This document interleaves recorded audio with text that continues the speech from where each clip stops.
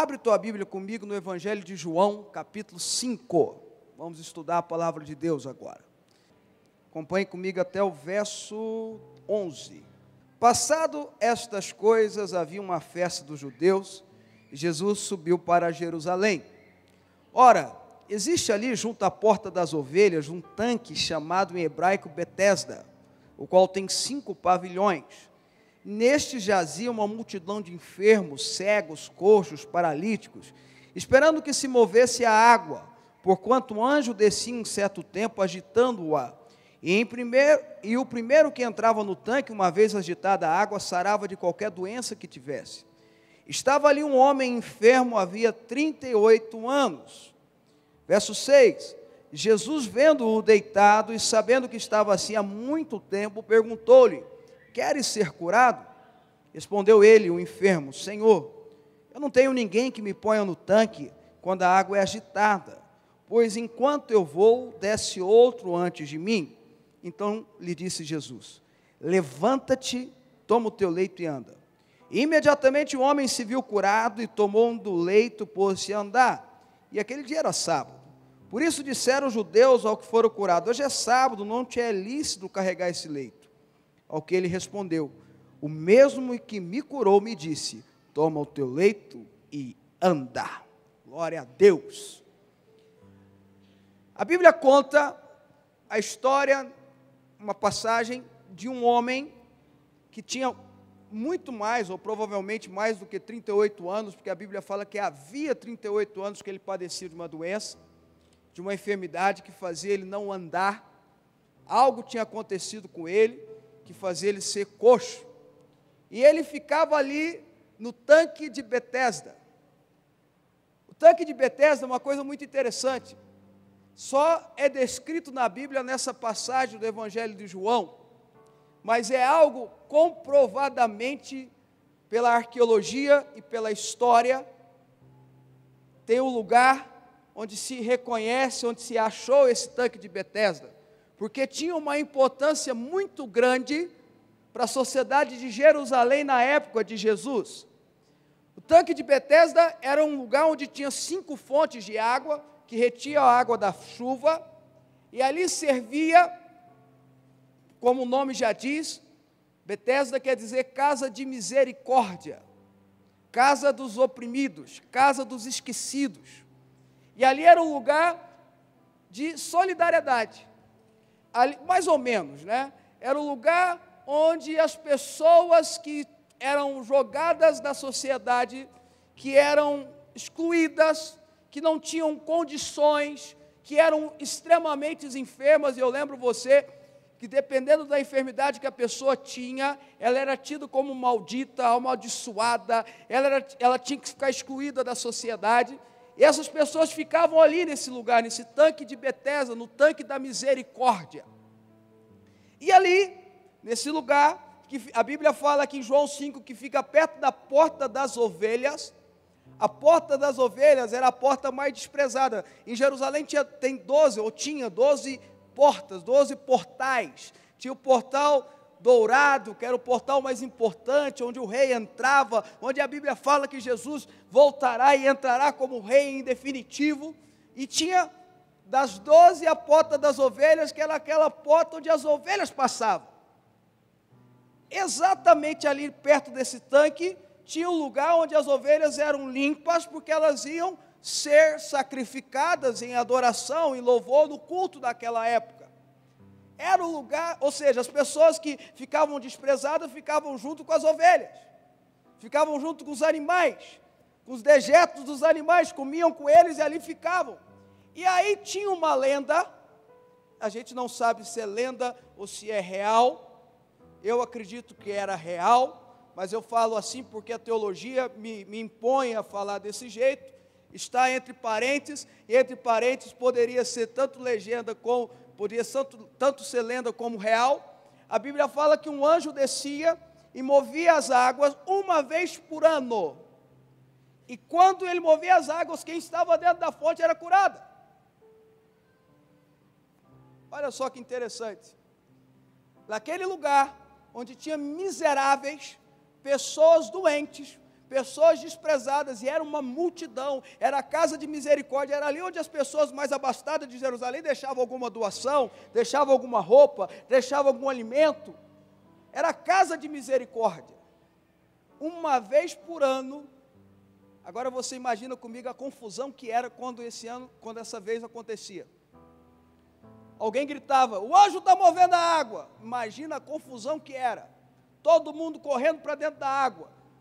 Os historiadores dizem que aqueles que eram mais ricos e tinham uma enfermidade, contratavam escravos, tinham escravos para levar eles para as águas. Então os escravos batiam nos outros que não tinham mais nenhuma condição, para levar aquela pessoa mais abastada para jogá-la na água no tempo certo. E era uma vez por ano. E a Bíblia diz que naquela festa, e aí a Bíblia não fala qual festa aqui, a gente vai estudando a Bíblia, a gente percebe que Deus é um Deus festeiro, amém? A gente serve um Deus de festa, fala comigo, eu sirvo um Deus de festa? Não, irmão, que tristeza é essa? Levanta a tua mão e fala, eu sirvo um Deus de festa, eu sirvo um Deus de alegria, amém? A Bíblia fala sobre várias festas, e se você acompanhar a cronologia dos acontecimentos, você vai ver que logo depois houve o Chanuká, e depois houve, antes houve a festa dos tabernáculos, depois o Chanuká, depois você teve a Páscoa, quando Jesus morreu. Então você entende que essa festa, cronologicamente, era a festa do Ano Novo Judaico. Diga-se de passagem, foi celebrada essa semana.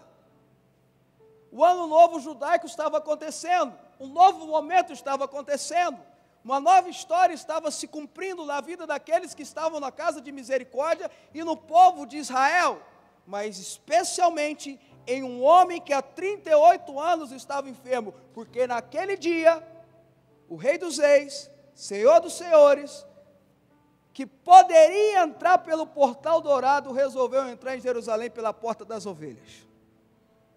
Poderia entrar onde o rei deveria entrar, porque era digno, era o lugar dele, onde a Bíblia fala que ele vai entrar em definitivo. Ele resolveu entrar na porta das ovelhas, ele resolveu entrar em Jerusalém, onde os desprezados, onde os miseráveis, onde os enfermos, onde os acamados, onde os destruídos de alma ficavam.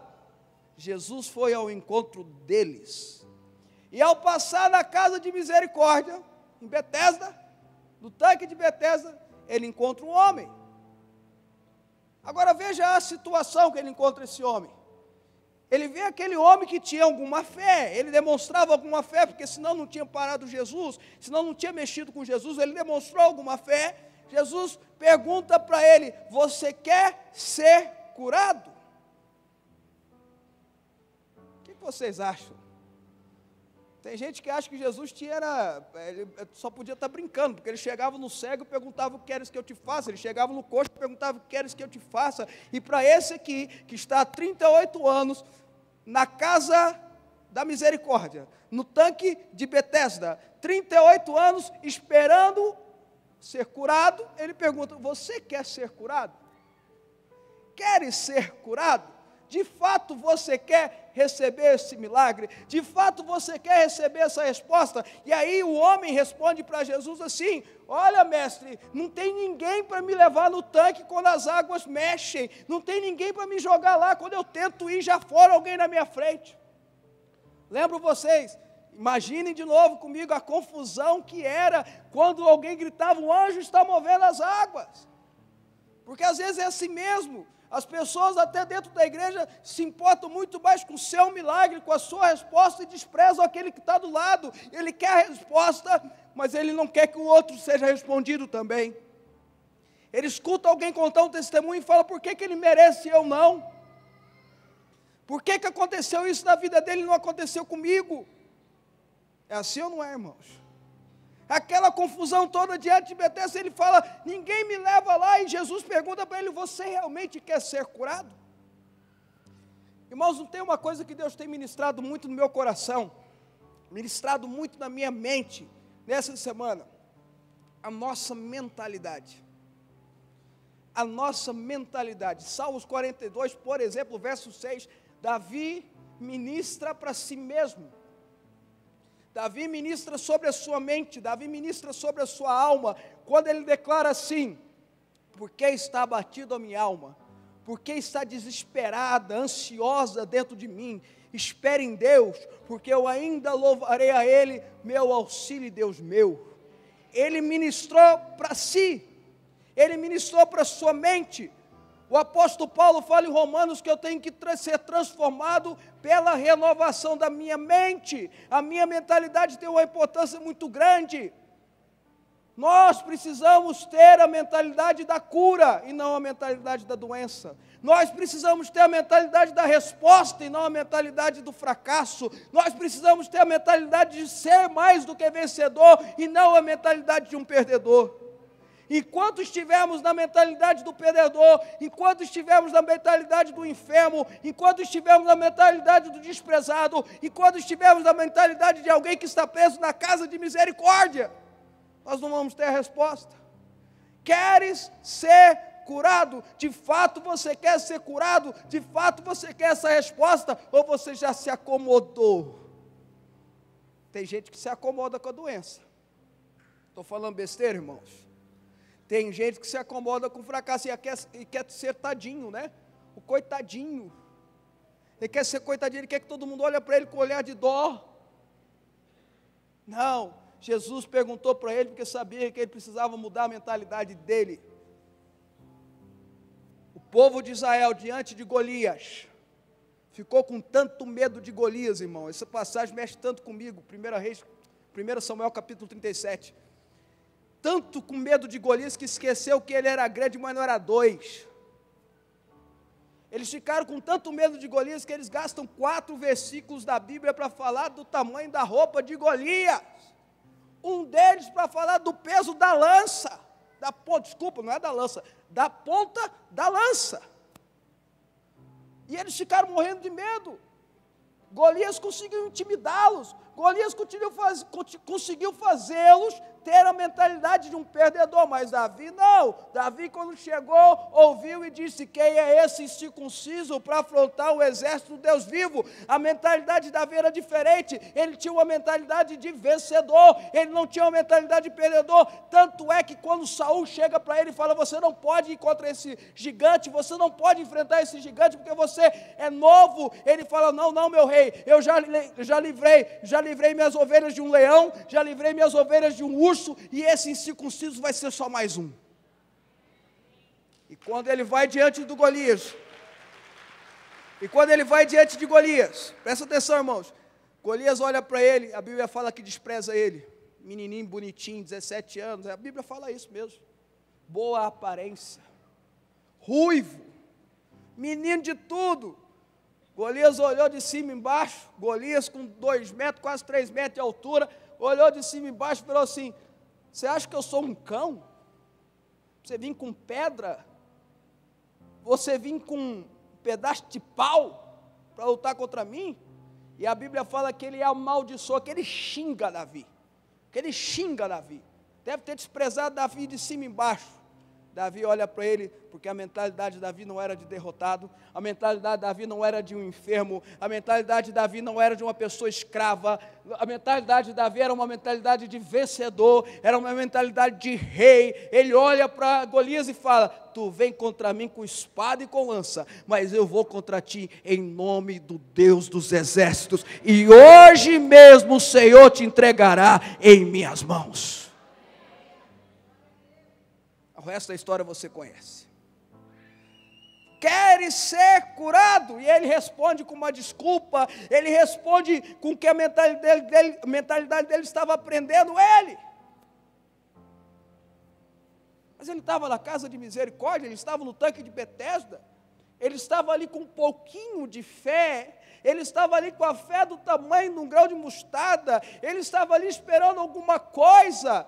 Graças a Deus por isso, porque você só precisa de uma fé desse tamanhozinho, irmão. Você não precisa ter uma fé gigante, você não precisa ter a fé de Davi, você não precisa ter a fé de Paulo, você não precisa ter a fé de Pedro, que teve coragem de andar sobre as águas, você não precisa ter a fé desses grandes homens de Deus. A sua fé para mover montanhas, a sua fé para fazer a ação de Deus na tua vida, a sua fé para chamar a mão do Senhor sobre você é do tamanho de um grão de mostarda. pequenininho, desse tamanhozinho.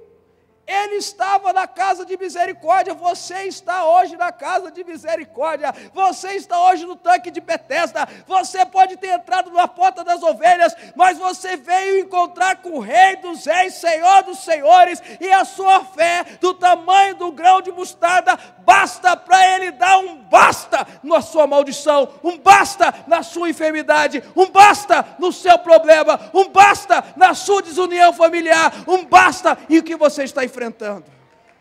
Desse tamanhozinho. Jesus não teve conversa. Jesus fala para ele: levanta, apanha teu leito e anda.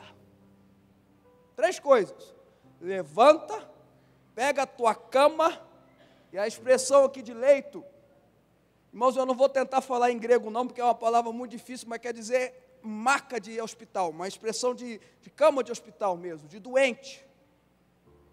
E anda.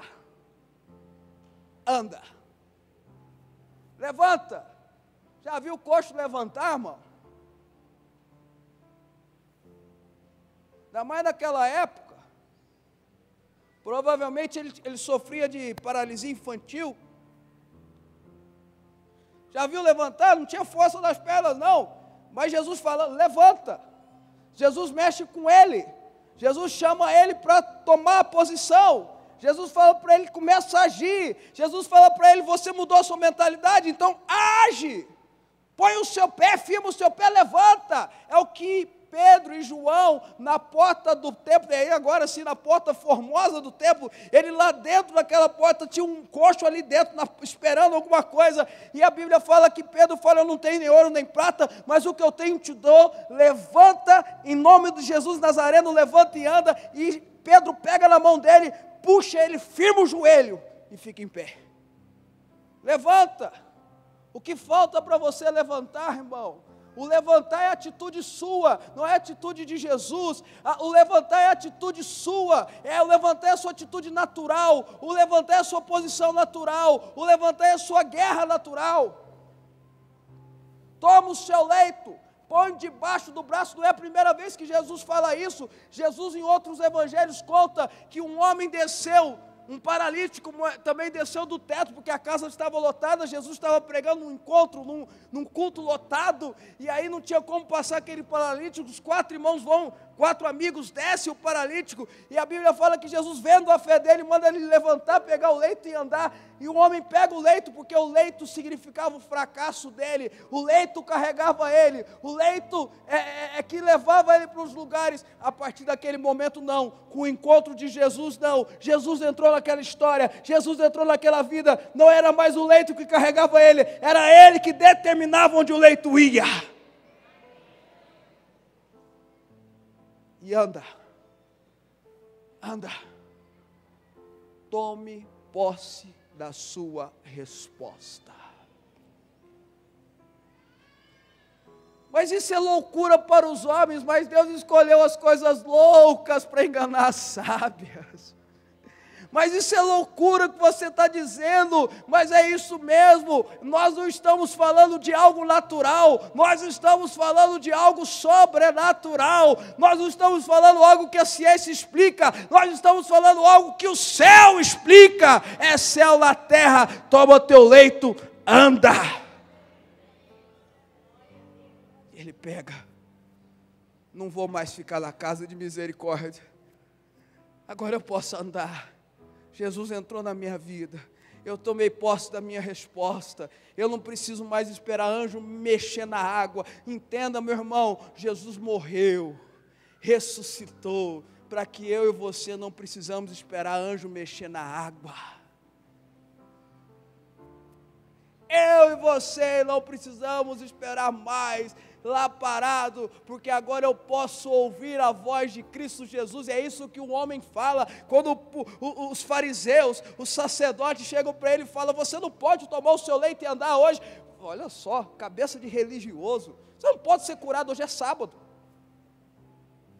domingo até sexta, sábado não. Olha a cabeça, você não pode fazer isso. Ele falou assim, olha, O negócio é o seguinte: o homem que me curou mandou eu tomar meu leite e andar. E se o homem que me curou mandou eu tomar meu leite e andar, eu tomei meu leite e vou andar. E acabou a conversa. É debaixo da palavra de Cristo Jesus. Eu não preciso mais esperar no tanque de Betesda. Jesus já está agindo na minha vida. Ele me deu a ordem. Eu vou levantar hoje. Eu vou pegar o meu leito e vou andar. Você entendeu, meu irmão? Você entendeu, minha irmã?